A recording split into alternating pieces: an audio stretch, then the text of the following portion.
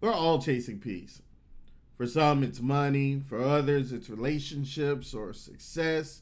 Some try to find it in distractions, entertainment, or escape, but no matter how hard we chase it, it slips through our fingers. The harder we run after it, the more restless we feel. Peace seems close, but never close enough. Hi, I'm Damian Kendrick, and today let's talk about your divine connection to inner peace. So stay with us.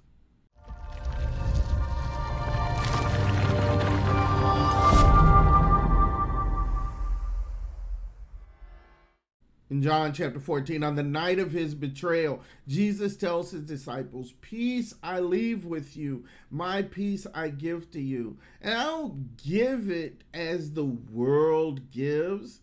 Do not let your hearts be troubled, and do not let them be afraid." That's not just a promise, it's a different kind of peace altogether. We spend so much of our lives chasing peace in the wrong places. Money, success, relationship, status. They offer comfort, but it never lasts. Society keeps us on a treadmill, the constant churn of expectations, the so called rat race.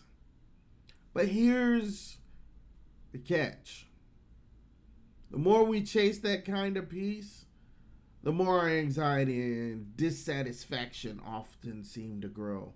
Because that peace is temporary, it's conditional, it always slips away.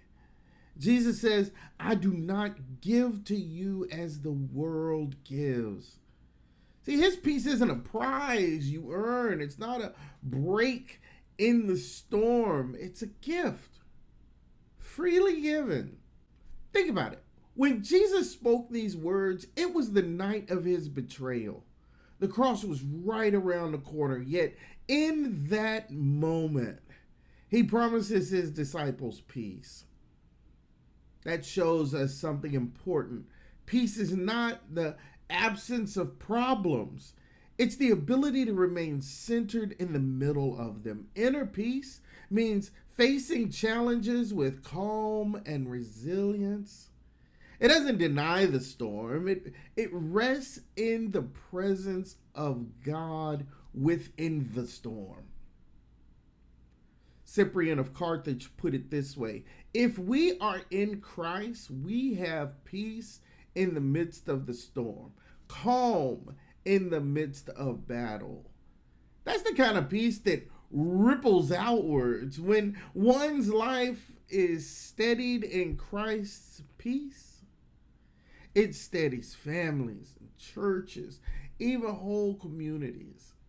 Individual peace contributes to collective harmony.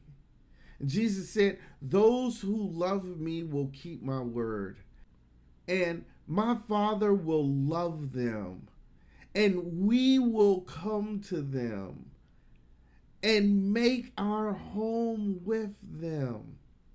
That's peace. Not just a feeling, not just a break from conflict, but God dwelling with us. And here's the thing: God's dwelling doesn't land where we expect it. It doesn't stick to the insiders, the powerful, the polished. It shows up in the outsiders, the overlooked, the broken. Look at Abba Moses the Strong. Once a violent outlaw, feared, rejected, he became a saint of peace in the desert. He said, "Sit in your cell, and your cell will teach you everything."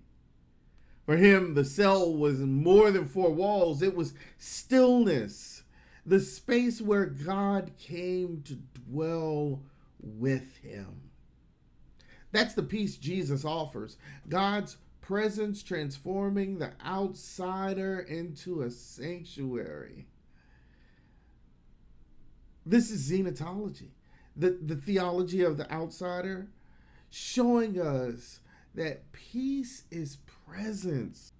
And God's presence makes a home in unexpected places and among unexpected people. The world offers the illusion of outer peace, but Jesus promises peace in the storm. Peace is the presence of God, showing up in unexpected places and among unexpected people. And peace is a gift, but we can posture ourselves to receive that gift more deeply. Simple practices like mindful breathing or spending time in nature or gratitude journaling, prayer, meditation, and contemplative stillness open space for the Spirit, the advocate that Jesus promised, to remind us of his words and settle our hearts. And remember, it's not about intensity, it's about consistency. Peace flows like a steady stream, not a one-time flood. And here's the invitation this week. Don't just long for peace. Receive it as Christ's gift and then share it. In many Christian traditions, including the Coptic Orthodox Church, there's a moment every Sunday when believers turn to one another and say, "The peace of Christ to be with you." This is more than a polite greeting. It's a declaration of Christ's peace being real and present and shared between people. So even if your church doesn't do this formally, you can still practice it, speaking peace over your family and your friends and your community. Say it and mean it. The peace of Christ be with you. And if this message spoke to you, share. And in the comments, let us know how you've experienced God's peace, even in the middle of chaos. Let's encourage one another to live in the peace the world cannot give.